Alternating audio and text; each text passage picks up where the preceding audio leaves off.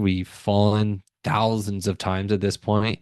We're still falling today. And tomorrow it's like, all right, new day, new set of problems. Goals are the same. Initiatives haven't changed. We just keep going, going, going, going, and going. And so, I've been cursed at. I've been threatened. People have tried to sue us. I mean, like, I just don't care.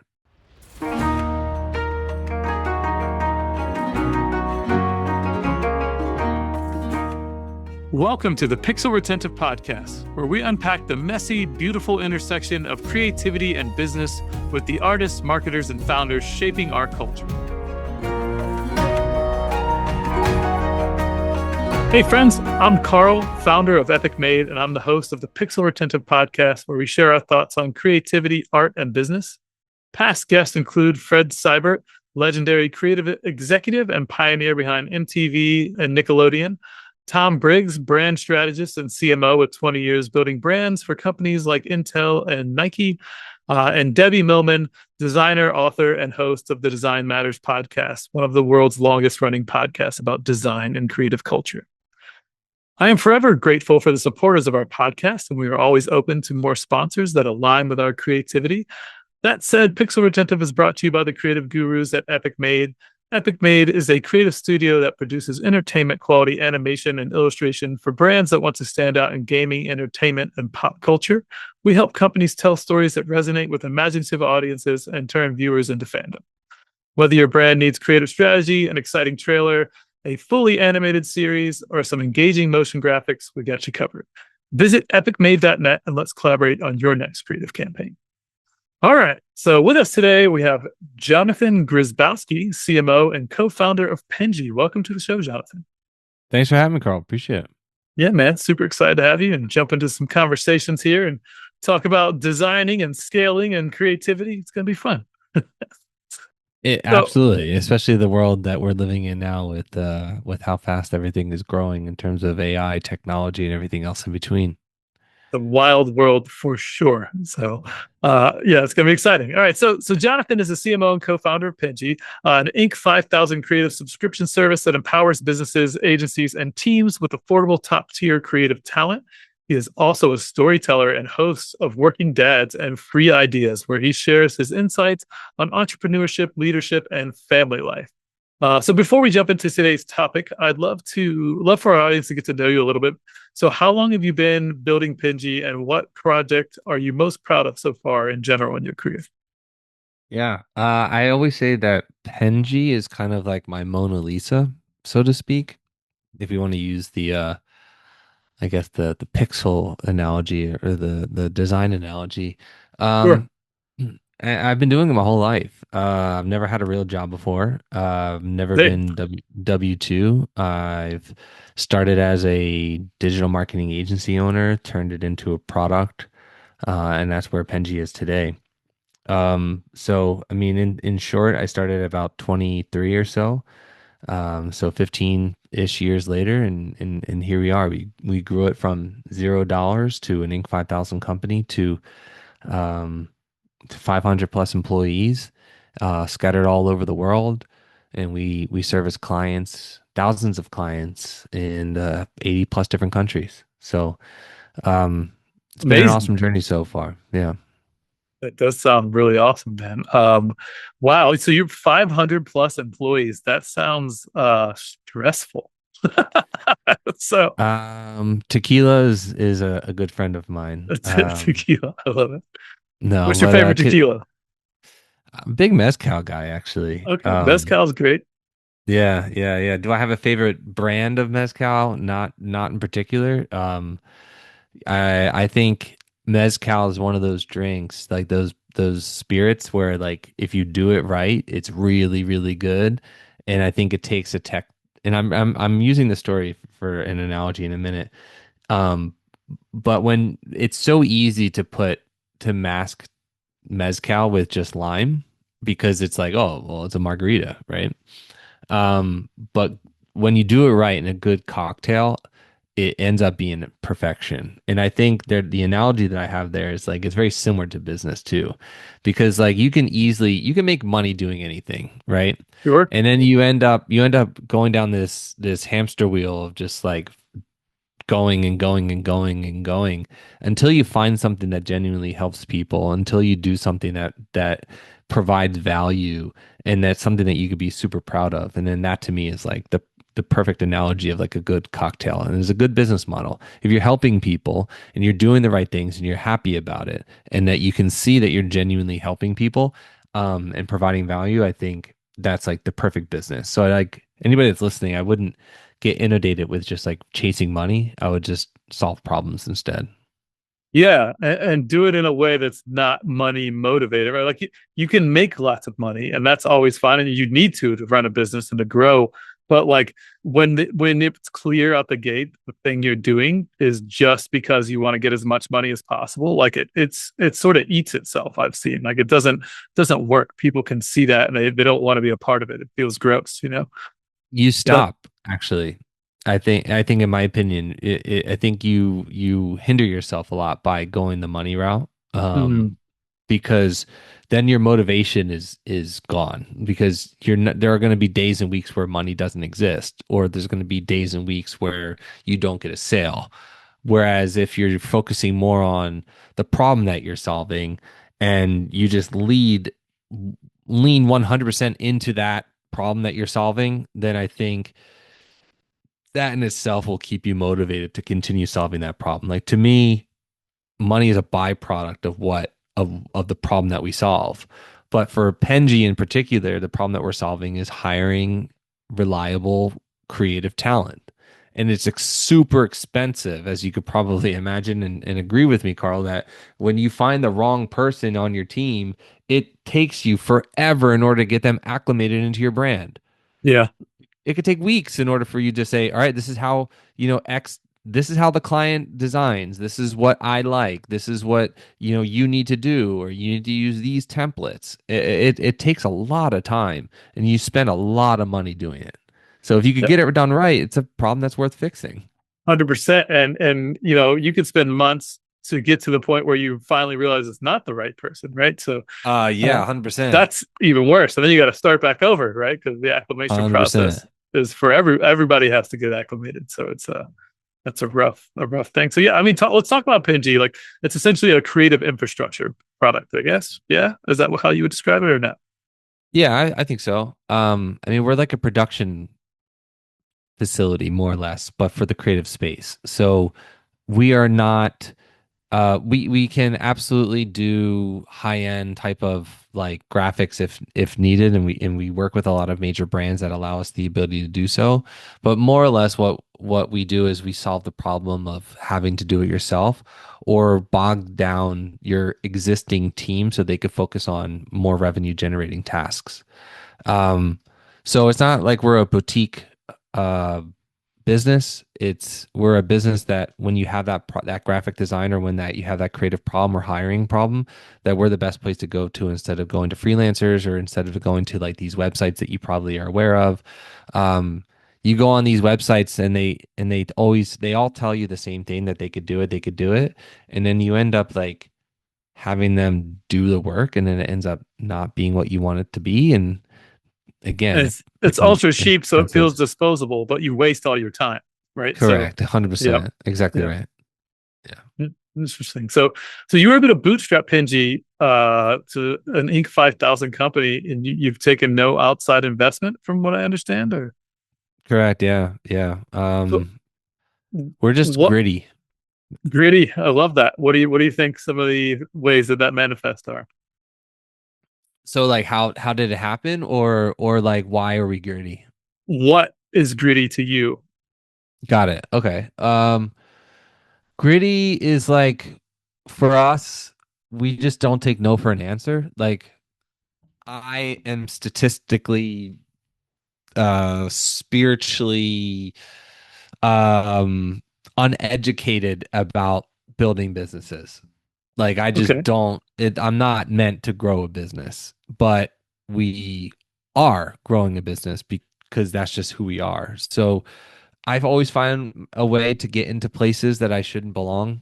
And my Same. business partner is very similar in that aspect. And so we're just in real time figuring out how to do it. Um, and we've done a really good job of it thus far, but there's always obstacles and hurdles, but we've always found a way to just like figure it out. And that's what I mean by gritty is that we've taken no for an answer. We've fallen thousands of times at this point. We're still falling today. And tomorrow it's like, all right, new day, new set of problems. Goals are the same. Initiatives haven't changed. We just keep going, going, going, going, and going. And so, I've been cursed at. I've been threatened. People have tried to sue us. I mean, like, I just don't care. Yeah. Has the goal been achieved? Yes, no. And the goal hasn't been achieved. So then we just continue going, and whoever gets in our way is either going to come with us. Like I'm going 60, 70, 80, 90 miles an hour in the left-hand lane. You can either join or you're going to get left behind. If you get left behind, that's on you, not on me. Interesting. I have a similar mindset of this. Like, I've never had a plan B. Like you mentioned, you've never had a job before, and Yeah. I had a job for a few months when I was in. Actually, it was like a year while I was in college, and I hated it. And I Yeah. realized immediately corporate America was where I would go to die before I like actually like just wasting my life.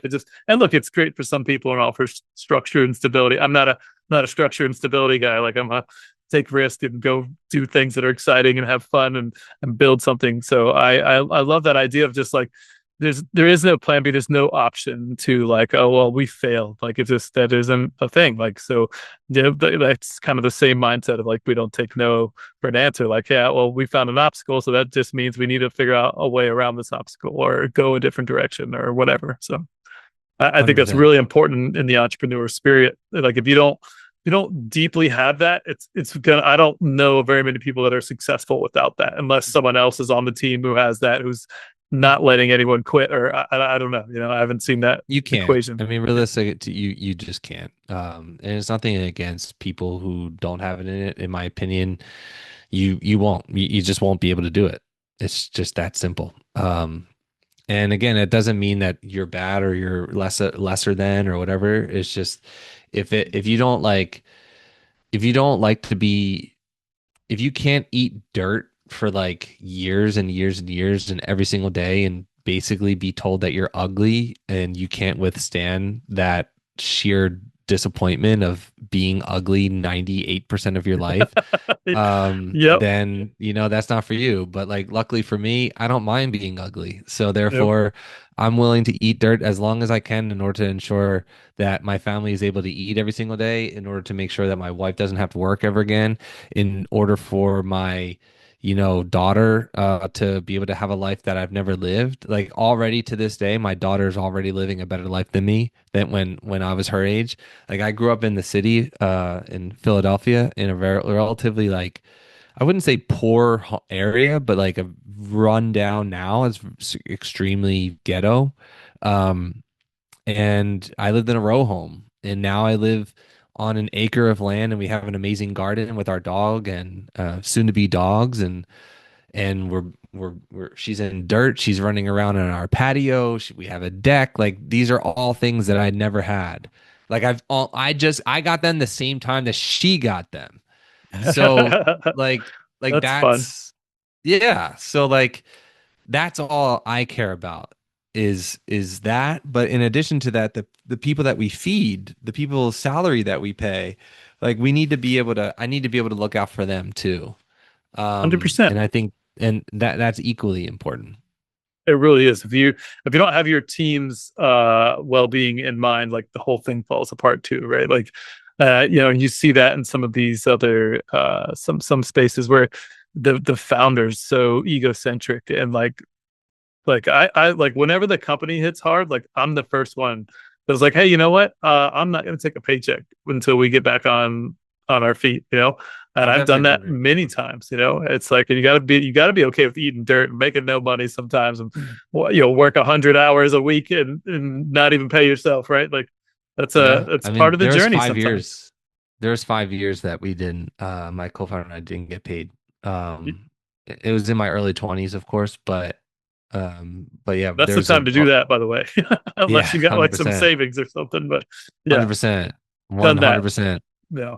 It's It's rough. funny, like we've had a very similar journey. I didn't grow up in the, in the city of Philly. I grew up in the suburbs of Virginia Beach. But yeah, I mean, like live on an acre of land, of land now and grow all sorts of stuff. And, it's really about like, how do I, give this life to our kid that, my wife and I didn't have, and make sure that like, he sees, I like reconnecting with nature. And I think it's really important that we have an idea of where we come from and what, like, this crazy disconnect we have is not sustainable, I think, as a society For overall. sure. So we're going to see 100%. a big shift, especially with all the crazy shit going on in the world right this moment.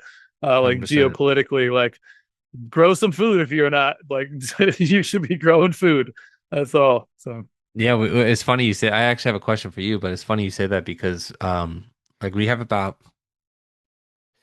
I think it's like 50 feet by 60 feet or something, like 55 by 55, something along those lines. Garden, and we have about like maybe 7 to 10 beds, mhm. and we weren't going to do peppers this year, but now it's like,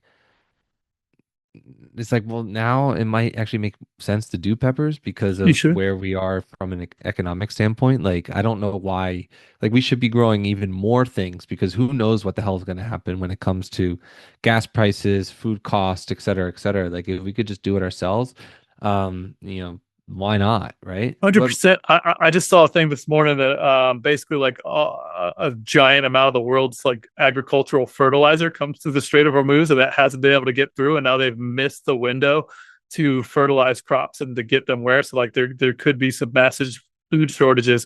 But absolutely grow some peppers, dude. Like even like for me, I just put my peppers in the ground. Actually, I have like a grow rack where I do like all my seeds. I start those and then I transplant them out into the yard. So I get like nice, the maximum growing season. It gets pretty cold in Virginia. So and then I have a greenhouse for like my my lemon tree and my clementines and my avocado and that kind of stuff.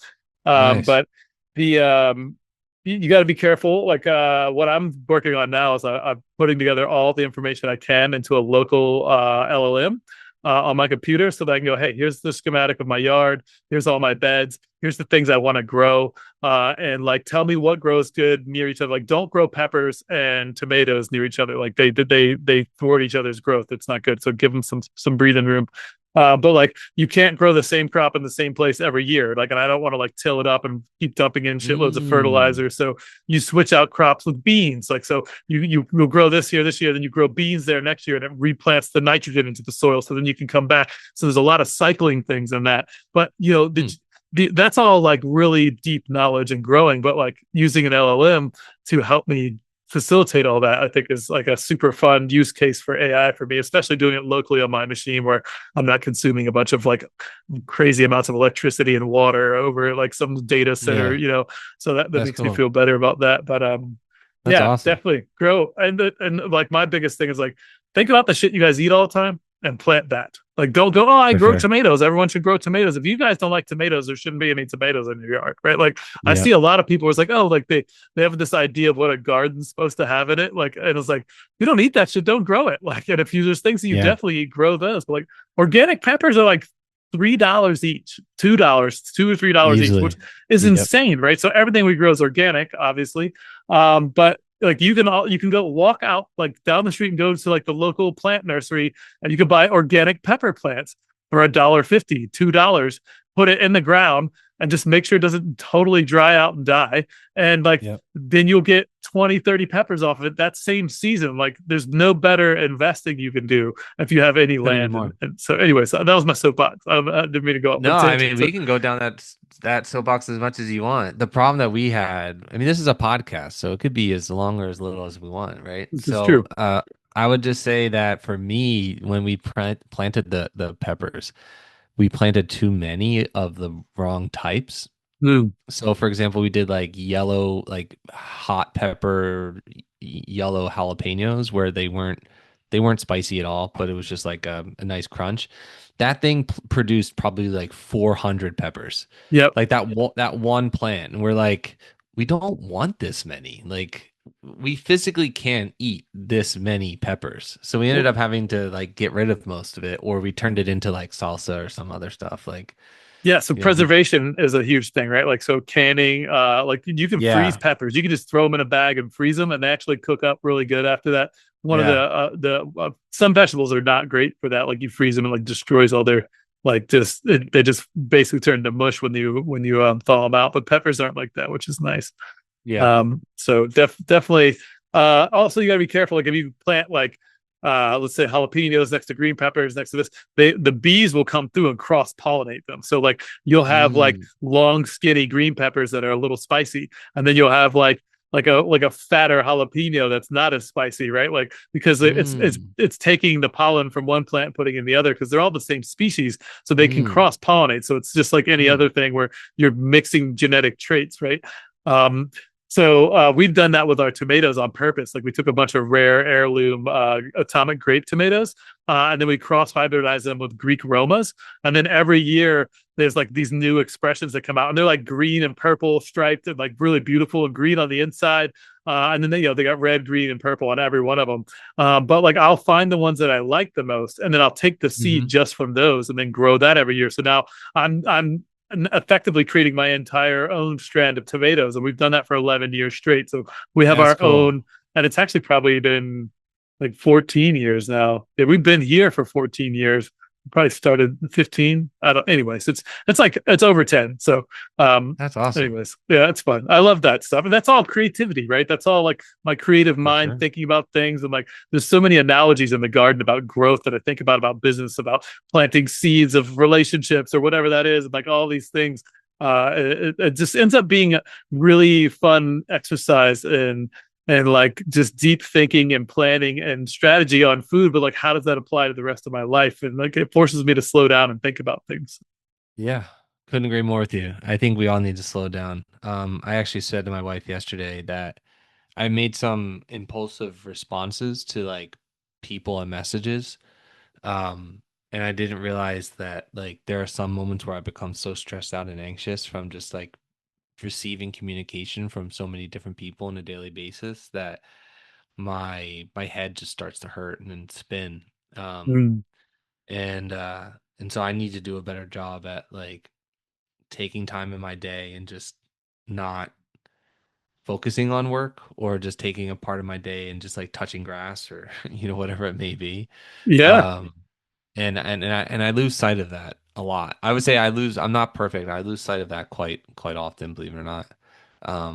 But it's a good It's reminder to be able to have these types of conversations with somebody like yourself and be able to understand where the holes are in your actual life and be able to make the appropriate changes accordingly. I love that. You're absolutely right, man.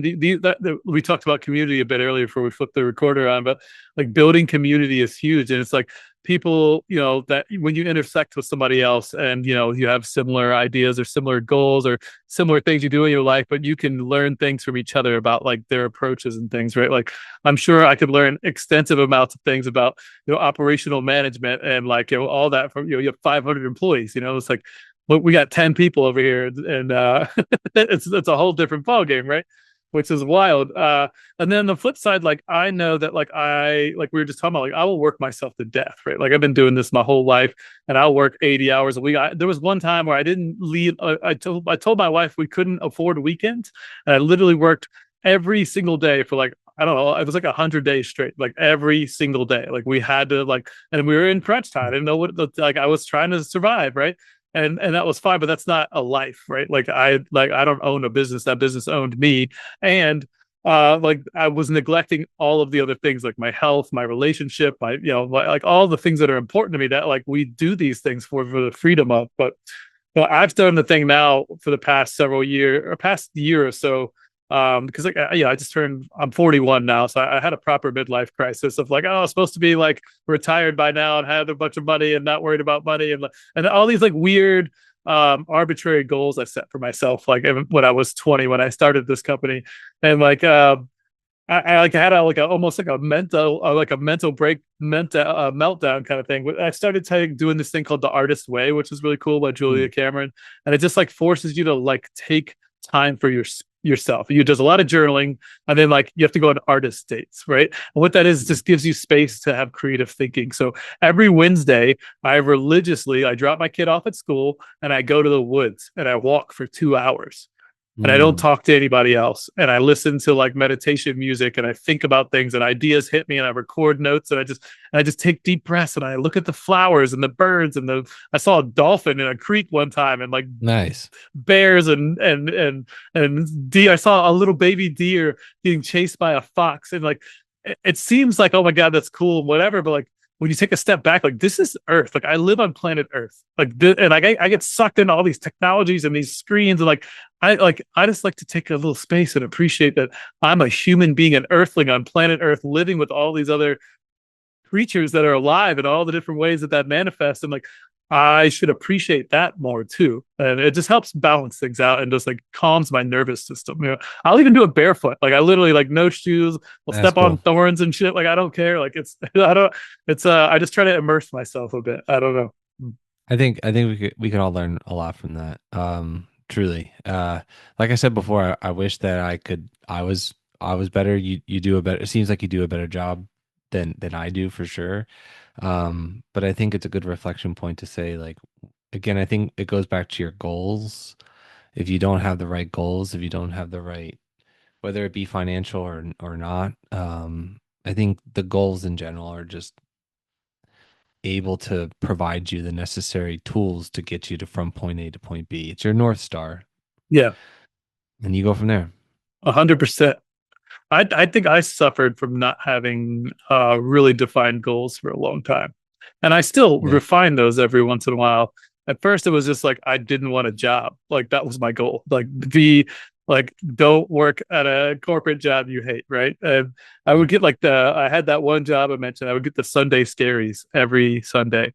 Like it got pit in my stomach. Like I couldn't I hate like that. Like I would just get anxious as the day grew shorter as it was time to go to bed because I had to get up in the morning and go to a job that I literally hated.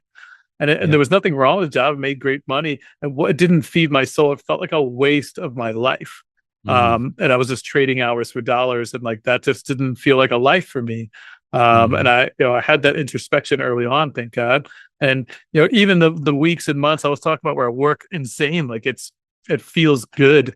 Um, just to be doing it on my own terms and to be volunteer. It's like I'm choosing to do this because I want to build this thing and I want to grow it and I want to get it to a space that offers this type of stability where I can have more freedom and spend more time with my kid and my wife and do more art projects and just creative things, so grow I'll food. say this.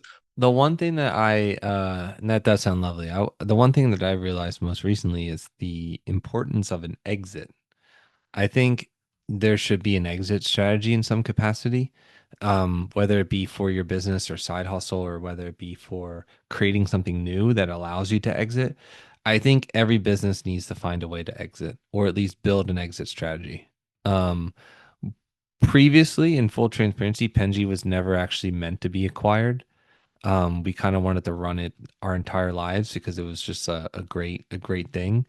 And it's a business that we believe heavily in. But now looking back and growing Penji and where it is today, both financially and just like data wise, we'd be foolish to not want to exit or try to exit. Because like you can't be doing the same thing every single day forever. You Right. can, you can Sure. for sure, and it's nice, but like to your point, right? Like you could still do something similar, but you should all the money that you've invested in time that you've invested in, you should be able to receive a little bit of money from that. Right? You did really good stuff and you do really good stuff. So sell it and give it away to somebody that can turn it into something different, or absorb the talent, or absorb the IP or whatever it may be. And so now when you're able to think about an exit, I think you will change the way that you run the business. And I'm not saying Yeah. you specifically. I'm just No, no, saying I agree. the user, the person that is listening at home, because now, like, I used to be very emotional about how I sold, like, sell contracts and stuff like that, or like retainers or subscriptions or whatever it may be. But now, because I'm removed from the actual process. I'm like less emotional about it. And Mm. it's like, okay, well, if you sign up, like, whatever, like, I mean, I'll do everything I can in order to get you to do it. But before I took it personally, but now it's a little bit different. I don't take it personally anymore. It's like, all right, sure, whatever. Like, we didn't have the value, we could change it, we can upgrade, et cetera, et cetera. But you can systematically approach things a little bit differently when you're a little bit removed, or at least you have the mindset of selling in the future one day. Yeah, I do think that there is something there that I hadn't really leaned into hard for years and years, like the idea that like I wouldn't do this my whole life, or that there was some sort of exit. Um, and I think that that does have value. I mean, retirement is a thing for a reason, right? Like you put your value into the society, and then you're supposed to be able to like, in a the American dream at least, just kind of do something else or change or like do something that's more about just like what inspires you, I guess. I don't know. I'm not at that phase of my life yet, but I think building something in a way that like has an exit strategy is intelligent. If for no other reason, then it's like, do you, if you really love this thing you're making, you want it to have a life and exist beyond you, right? Like potentially, right? So like you can't do that. Like you will die eventually, right? So like do you Don't do say you that. I will uh, never. never I'm never gonna die. So like like framing it that way, like okay, what happens when you're removed for whatever reason, right? Does this thing go, does all your hard work become nothing, or is it going to be acquired by something, or like yeah. Exactly right. That's exactly the point. Like, you're doing this for what? I mean, to your point, Carl, right? Like, you're doing this because you want to provide a better life, et cetera, et cetera. But like, you have to live along the way too. Yep. I missed birthdays, I've missed funerals, I've missed weddings, I've missed uh quality relationships, tarnished relationships because of this career and profession. Yeah. But now it's like, let's peel it back. It doesn't matter that much. It does, but it doesn't. So let's just focus on the things that do matter and the things that you can control. I can't control the United States government as much as I possibly would love to, because I genuinely believe I could probably do a better job. But with that said, we're not going to go Kid with down a that pack of rabbit hole. crayons could probably do a Yeah. better job, but anyways. Yeah, it's very, very, Sorry. very, very, very true in that regard. But um, so what can you control? I can control our messaging. I can control what we're selling. I can control how many people that we reach out to on a monthly basis. I can control the success of that. But I can't control much of anything else. So then I don't. So I'm just focused on, okay, I can grow our sales team and I can get people to respond. So that's it. Like, I'm just fixated on that. And I think you're hitting something there that I'm kind of hearing underpinning in that is that there's a time and a place, right, where you've got to hustle and grind and do what you got to do to get it to a spot. But you also have to be able to acknowledge at some point that like that isn't a lifestyle that's sustainable, and it isn't the reason you did this, right? Like we both talked about how we've, like obviously I missed a lot of shit if I'm working 90 100 days straight, and I used to work. I remember seeing posts come back up on Facebook, oh, I pulled a 20-hour shift today, like that was a badge of something, and in some ways it is, but it isn't. Like you have to do that kind of stuff depending on your situation when you found a thing. Like if you happen to have a big bag of money and a bunch of resources and a bunch of connections, like great. I didn't have shit, and I had to like I bought a laptop on a credit card and had to figure it out, right? So there's a time and a place to do that, but it can't be your whole life. And it sounds like you've kind of gotten to that similar place as well, where it's like you're kind of peeling back, like, oh, I can't be so emotionally invested in every single piece of this. You've already got the business on a level that is successful, and acknowledging that, like, hey, to some degree, you have arrived, and you don't need to be this furious madman, hardworking, sacrifice everything for this. That now you're in a different phase of life, a different phase of the business, and you need those things that feed your soul, that are the real reason you're alive on this planet. And I feel like that's why you started doing these other things like your Dear Dads and your free ideas, right? Because I think obviously Dear Dad, you and I talked about I'm going to take some educated guesses here. Dear Dads is really just about that, like having that conversation with other dads and resonating and learning things from each other and having that joined experience of like the joys and sanity of being a father. And then the free ideas thing, I imagine, and we haven't talked about this at all, but this has to be you paying it forward, going like, hey, how do I just help some people that wouldn't otherwise get these great ideas that I would have liked to have been able to get access to on the way out. So Yeah, exactly right. So to that point, thank you for mentioning it. So the free ideas thing, sorry, for the working dads thing, I need a community. Like I don't have many. I mean, not don't feel sorry for me. I don't have like friends, like many friends. I don't have a place to go in order to like, oh man, let's grab a beer, right? Like I work from home. This is my home office. Our team is scattered all over the world, and I don't want an office to be honest with you. And I never again. and yeah, and I'm happy with where I'm at. But I don't have people that I could vent to, or not that I want to vent, but I don't like, oh, my daughter pissed me off today, or like, man, it was really hard to be able to like do X, or today was rough. Like, sure, I have my wife for all those things, and it's fantastic, but that's why I think Dear Dads is super important because we all want like what we've been talking about this entire trip is of the podcast is just freedom. And then the other aspect to that is the free ideas thing is so I genuinely believe that you can grow your business using Penji, like 100% Penji from start to finish. And I want to prove that theory correct.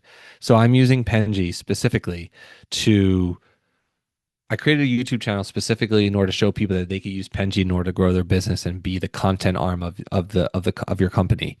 And so I'm using a wheel in order to spin a wheel. I'm going to spin a wheel like every single day. And I've been doing it for the past like 2 weeks or so. And whatever the wheel lands on, I do that thing. And I perform that task in order to grow a side business while using Penji. And so to your point, yes, it is my way of paying it forward. But it's also my way of also creating entertaining content that can get people invested to see if I can actually grow a business up the chance. Because a lot of times, like when you sell your business, right? Let's just say it's for like $1 million, right? You sell your business for $1 million, awesome. You're super happy, excited, whatever, whatever. Um, People will say, "Oh, he got lucky," or people will say, like, "Oh man, like he just, yeah, he just got lucky, right? Or she got lucky." Well, no, maybe, probably, they probably did get lucky, but for the most part, it's probably a lot of like just hard work, grit, and things behind the scenes that no one has ever heard of. So I wanted to kind of put that to the test, and I said, well, what if I could actually see if building a business is luck, or is building a business skill? And that's where I came across this ideology of the wheel, where I spin it and I do whatever it lands on.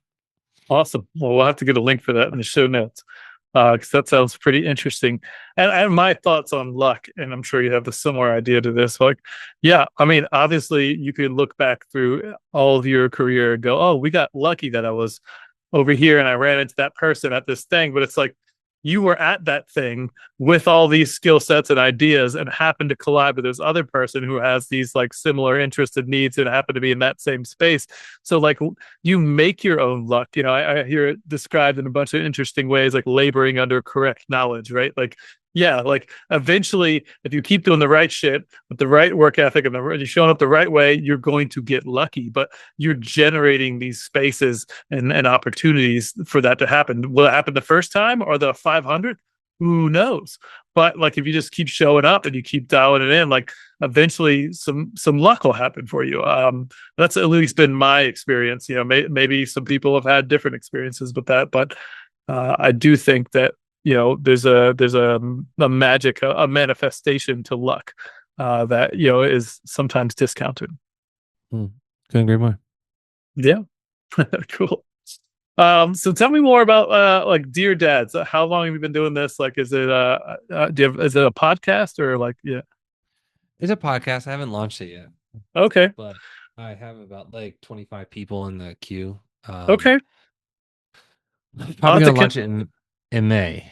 Okay. Well, I'm Yeah. happy to help out with that if you need any support there. And I'll connect you with a buddy of mine. He has a podcast called "I Hate My Kids," and he's a wonderful father, single dad, like literally loves his daughter. Like and but it's sort of like a clickbaity title, but the whole show is just about like all the ways that like parenting is frustrating and rewarding and beautiful and hard and like oh my god I'm gonna lose my fucking mind and it's just I went on that show one time.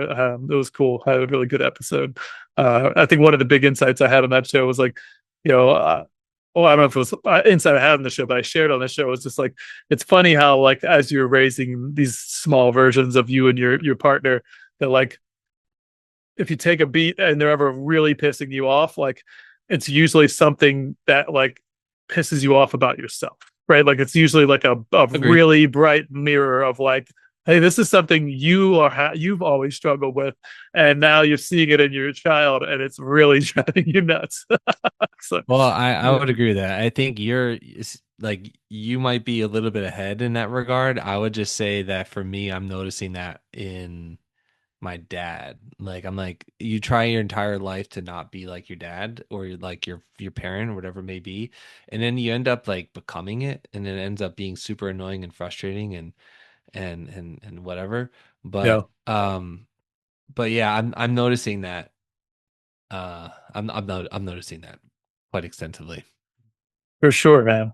So it's part of the journey. So awesome. Let's see. I have some other random questions for you. So you hired top 2% of creative talent at Penji, right? So how do you define excellence at Penji and how do you maintain that bar as you scale? Yeah, so I'd just say for the most part, we go through a pretty rigorous test in order to filter the crap. Um, and whoever goes through the test, and passes, then that's what we deem as the top 2%. We get hundreds of applicants on a monthly basis. I'll actually share a quick story about that. There's this gentleman that we hired a couple days ago, sorry, a couple months ago. And we gave him the test and he completed it in 5 minutes. And we're like, hmm. So our hiring managers were like, no, he failed. And and and uh and I was like, well, no, he he's not failing. I want to talk to this guy. He Like used I want AI to clearly, but yeah, I want to talk to him. I want to know how he did it. And I was kind of mean for a reason. But I was like, book a meeting with this guy. You're not failing him. Like, if anything, like you just like just hear him out. So I end up talking to him and I was like, how you doing? I was like, show me how'd you do it? And like straight up, I just said, how'd you do it? And he was like, psh, psh, psh, psh, psh, psh, psh, on the computer. I was like, what's your salary? He told me his salary. I was like, cool. 20% higher than it. And then hired him. And now to this day, he's like automating so many things in the business and mm, he's only a couple months in and he's like by far one of my favorite people in the company right now because he just found a way and I was like dude like I don't even understand the logic behind how you can let somebody go like that where you don't give them a shot like just hear them out 5 minutes in order to do a test that takes most people like a week to do like or 2 days 3 days to do he did in and 5 minutes. and that's the crazy world that we're living in right now with these all the different ways that you can layer AI into a creative process. And are you respecting the creative process? Are you actually in control? Like all the things, like there's so many variables. But as people begin to master these things, there's going to be a huge gap. And it's you're going to have to position yourself as like, hey, we do this bespoke, detailed analog thing, whatever that looks like. And this is the value of that because of these things.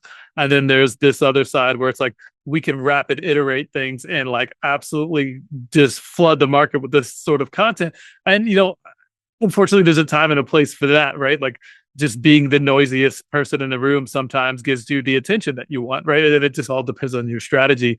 I work, do a lot of work with the advocacy space with the Graphic Artists Guild, and there's a lot of contention around like the data sets and like the stolen intellectual property that like fuels these things. But as we work through those things, we're going to get to a space where there are going to be very ethical data sets that people feel good about using. And then at that point, it's like, okay, there's energy concerns. There's all kinds of things that like are around the edges of it. But like at the end of the day, people that are using these tools really fast and really, really productively are going to be able to cut through the market and add a lot of value in places that, unfortunately, like it's going to be difficult to compete, right? Like, so that's just the nature of the way the shit goes, So I think your staff there were probably like leaning into this idea of like, oh, well, that he cheated somehow, and that's all relative and perspective based, right? So interesting that you were able to jump on that call and he was just show you how to do it, and now it's like, all right, so how are you leaning into the technology of now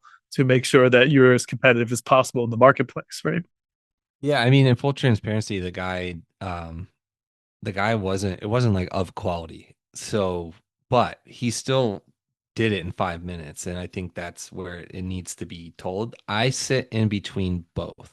See, So I don't necessarily agree that everything has to be this like bespoke, beautiful piece of art. It certainly can be, and it certainly should be. But realistically, not every piece of content needs that level of tender love and care. Just realistically, it's most of just the not. content is just like you Correct. might see, right? So it's 100%, and we have these conversations with my team, and the things that Epic Made does amazing are the bespoke, detailed, high, For like, sure. we spent a month on production with 5 people dumping 40 hours a week in it, right? Like, and there's a different need for that. There's different time, different place, different use case. And it's definitely needed. And I think more people should be focusing on the quality piece.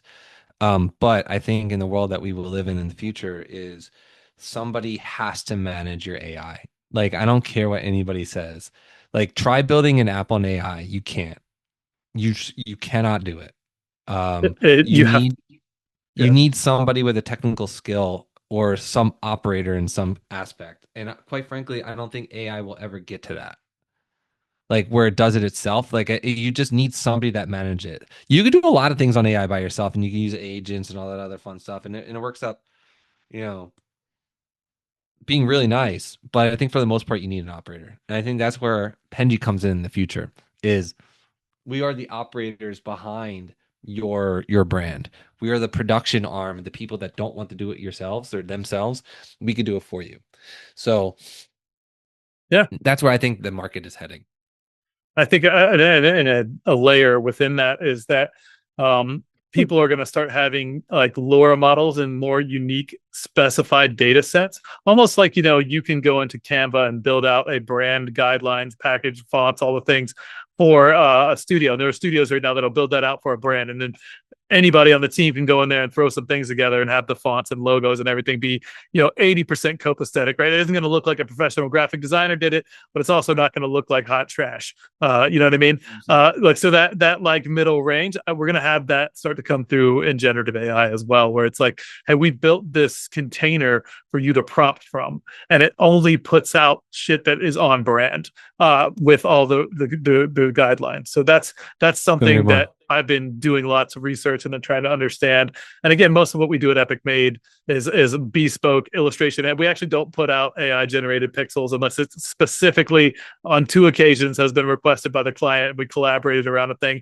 and it was about an AI security type of thing. So, but like for the most part, we're still on this like, hey, everything we do is this custom artisanal quality. But the future is going to be the future, and AI is not going anywhere. So having as much knowledge as possible so that I can navigate that That's right. as best as possible has been part of my job as the leader, right? So, anyways, Amen. but hey, look, this chat went really fast, man. Here we are at the end of the show. I did want to ask you, at the end of the show here, my last question. I always ask if anyone's following the show on regular. Is there a mentor, a valuable resource, or favorite client you'd like to shout out to the audience? Yeah. I've been asked this question, not exactly, but I would just say a similar question, and I'll be perfectly transparent. I have never been able to come up with a good answer. Um, there are a lot of people that have helped me in my career, in my daily life. Um, I would just say in this scenario, based on my timeline and how you and when you ask the question and where I'm at mentally, I would just probably just say like my wife is the best person Mm. because like she's been able to guide me and point me in a direction, but also humble me, but also make sure that I think things clearly and thoroughly. I mean, that's probably my best answer right now. And I'm not just saying that for brownie points. But like books and things like that are great. I've always been a person that's bet on myself my entire life. Yep. So for me to say a person, I it would it would highlight one person in particular, but like devalue the rest. So I would say like for me, it would say I would always bet on myself, and I would say myself has been the number one thing. But Sure. to give you an actual human, I would say like my wife would be that person. I Like that's love so that. valuable to have a partner, like a good partner. No matter what it is that you like. But for me, my wife is just like that person. She's great. She's awesome. I love that, man. It's interesting. I know very few successful people in the world, and anything that doesn't also have an amazing partner that's got their back, that picks them up every time they fall down, that helps them believe in themselves when they forget about it, and helps them, like you said, also stay humble. Like sometimes your head can get up the cloud, like, no, no, your shit still stinks, buddy. Like, but and I love you, and let's keep moving in the right direction. Like, and that's amazing. Like, there's literally, I've been with my wife for 20 years. We've been on this entire journey together, right? Like, I haven't Nice. done any adulting without her, and it's Nice. been a beautiful thing. So I can That's definitely awesome, man. resonate with that answer. So awesome, John. Congratulations on your success. Thanks, man. You too, buddy. It sounds like you've had a wonderful journey over there yourself. So, um, awesome. So we've been Cheers to talking that. with Jonathan Grzybowski, and shout out to LinkedIn because I think that's where we met. Just doing a little networking on there. LinkedIn's been really Yeah. cool. Hmm. And if you want to check out Jonathan further, you can go to penji.co. That's PNJI.co. But if listeners want to follow up with you directly, where should they go? I think just follow me on, just search for me on LinkedIn or something along those lines. I think that's probably going to be your best bet. All right. And we got And your handle here yeah, as Grybowski Grzybowski with two J. Yeah, I's. that's the Yeah. Oh, oh, that- oh, oh, there it is with a J. Grzybowski J. Yeah, Yeah, it's gotcha. probably should change that because it's like a lot hard. It's hard to be able to spell it. But It's all yeah, my right. last name Jay is good too. Working Dads is another one. But if you can go to LinkedIn or just search for my name, Jonathan Grzybowski, you'll be able to be on your way. Awesome. Thanks for your Awesome. time, Carl. Yeah, of course. Thank you for your time, Jonathan. And thank you all for tuning in. We'll see you next time. Take it easy. We really hope you enjoyed the show. Please like and subscribe to join us on our next journey through the world of art and business on the Pixel Retentive Podcast.